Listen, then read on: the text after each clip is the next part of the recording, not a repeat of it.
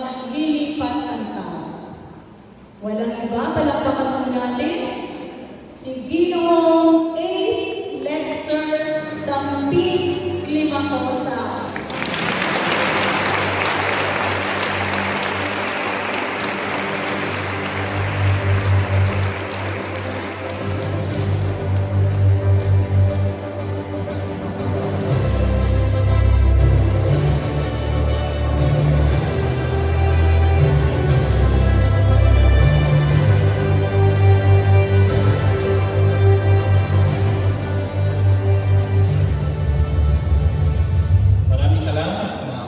Napaka-ganda po ng inyong pagpapakilala sa akin na Batch po ako. Maraming salamat po. Maaari po tayo. Kinakabahan po ako. Totoo lang. But it's okay. Magandang umaga po sa mga pamunuan ng paaralan, mga itinagalang na guro, mga proud na mga magulang, at sa panauhin mula sa ating lokal na pamahalaan, at higit sa lahat, sa mga estudyante na tutungo sa panibagong antas ng pagtuklas ng kaalaman at pakikipagsapalaran. Magandang umaga. Isang malaking karangalan para sa akin ang mabigyan ng pagkakataon na maging bahagi sa natatanging araw na ito. Napaka-espesyal na sandali ito para sa akin na muli makabalik sa Maragondon National High School at makasama ang ilan sa aking mga naging guro. Namiss ko po kayo, mga mama. Ilang taon na nga? 22 taon, to be exact, 22 years. Nakaupo din ako bilang isang estudyante, isa sa mga upuan yan sa atin. May pangarap, may mga tanong sa buhay, may mga hinahanap na hindi pa malinaw. Pagkalipas ng panahon, nagkaroon ako ng pagkakataon, makaupo din bilang isang faculty member kasama ang aking mga naging kaibigan, mga best, ate, kaibigan, hindi ko kayo malilimutan. Kaya ang makabalik sa pagkakataon ito ay isang patunay na ang programang kagaya nito ay makapangyarihan at makasaysayan. Alam kong limitado lang ang aking oras para ibahagi sa inyo ang aking mensahe. Hindi natin sasayangin ang pagkakataon ito. Nais kong magbahagi ng mensahe na sana ay maging gabay ninyo, lalo na sa tema ng araw na ito. Mga nagtapos, humanda na mamuno ng may kakayahan at mabuting pagkatao. Ngunit bago ang lahat, nais kong ibahagi ang isang simpleng katotohanan mula sa aking sarili. Noong ako estudyante pa, isa lang ako ordinaryong mag-aaral. Hindi ako kabilang sa pilot section, hindi ako section 1. Hindi rin ako pinakamarunong sa aming klase. Wala akong natanggap na parangal o sertipiko kung ako'y nagtapos. Sa totoo lang, gusto kong makapagbigay ng medalya sa aking mga magulang. Gusto kong maramdaman nila ang saya at maipakita sa kanila na pinagmamalaki din nila ako sa ganoong paraan. Pero hindi nangyari. Hanggang ngayon, bubog ko yan. Mataas ang kompetisyon noong panahon na yun. Maraming distractions. Millennial generations kasi. Kami ang unang ginulat ng technology.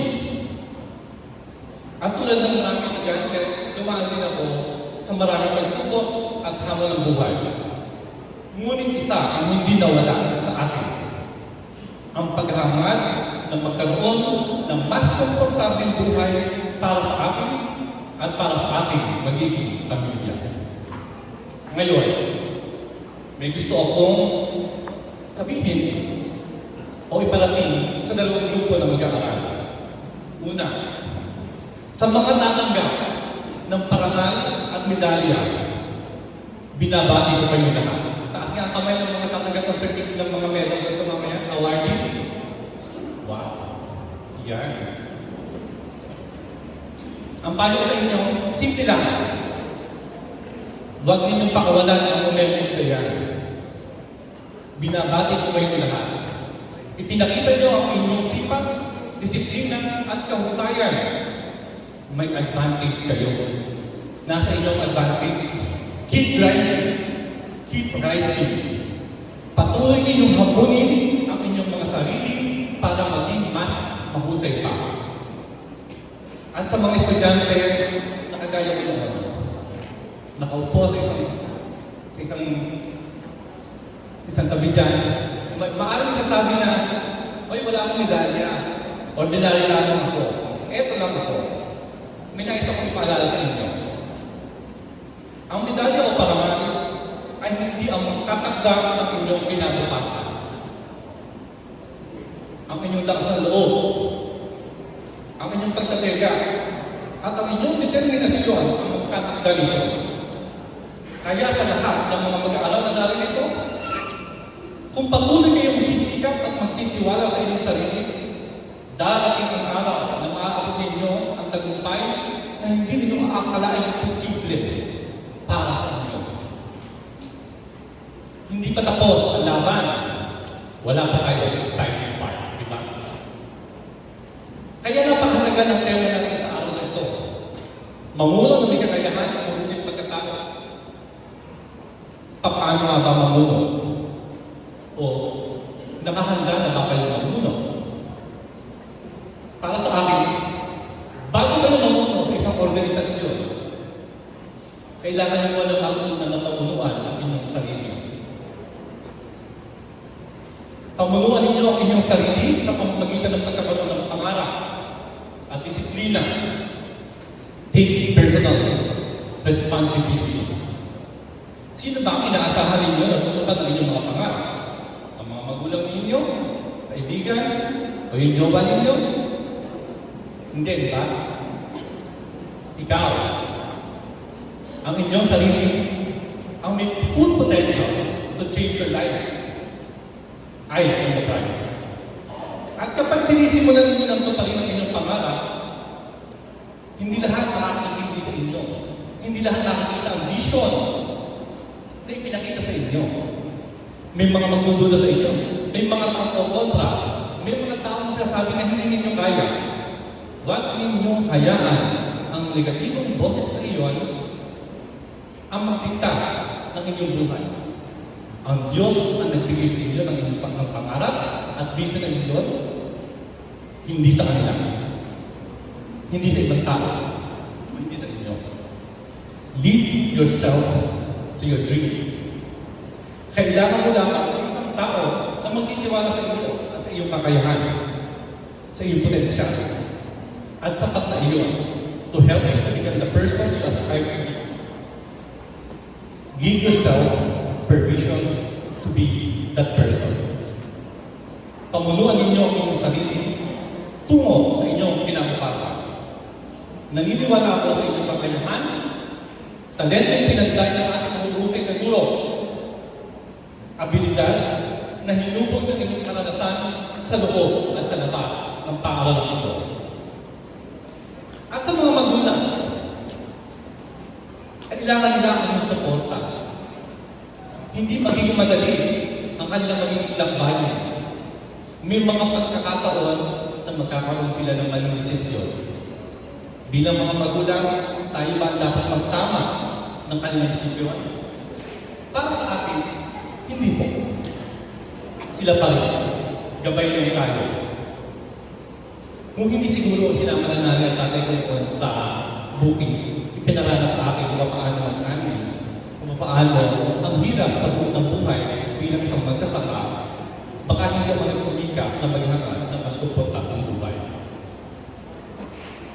At habang kayo ay umakyat tungo sa tagumpay at mabigyan kayo ng pagkakataon na mamuno, huwag ninyong kalimutang manatiling mapagpakumbaba at makatao.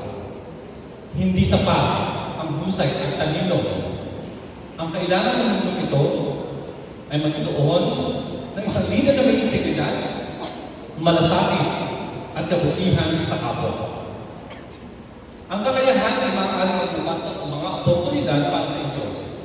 Ngunit ang mabuti mabuting pagkatao ang magpapanatili ng oportunidad na ito sa inyo. Responsibilidad ng isang leader to set the environment sa kanyang pinamumunuan. Ang mga leader ay tagapangalaga ng kanilang mga nasasakupan na nangangahulugan sila ang lumilikha ng isang kapaligiran kung saan nagkakaroon ng malasakit at pag-unawa sa kapwa. Ika nga, the leader has to set a tone for his team. Kung kaya sa inyong paglabas mula sa paaralang ito at sa paghanap ninyo sa susunod na yugto ng inyong mga buhay, tandaan ninyo ang tatlong bagay. Pamunuan ninyo ng buong giting ang inyong sarili. Pangalagaan ninyo ang inyong mga pangarap at manatili kayong mapagpakumbaba sa inyong paglalakbay. Ito ay simula ng inyong hinaharap. Naghihintay ang mundo sa inyong talento, idea at pamumuno. Kaya humayo kayo na may kumpiyansa, humayo kayo na may tapang, at higit sa lahat, mamuno kayo na may kakayahan at mabuting pagkatao. At nawa, dumating isang araw sa ating mga buhay na muli babalik kayo sa bulwagang ito at kayo naman ang magbibigay ng inspirasyon sa mga susunod na henerasyon. Maraming salamat po sa pagkakataon ito. Pagpalain nawa tayo ng Panginoon.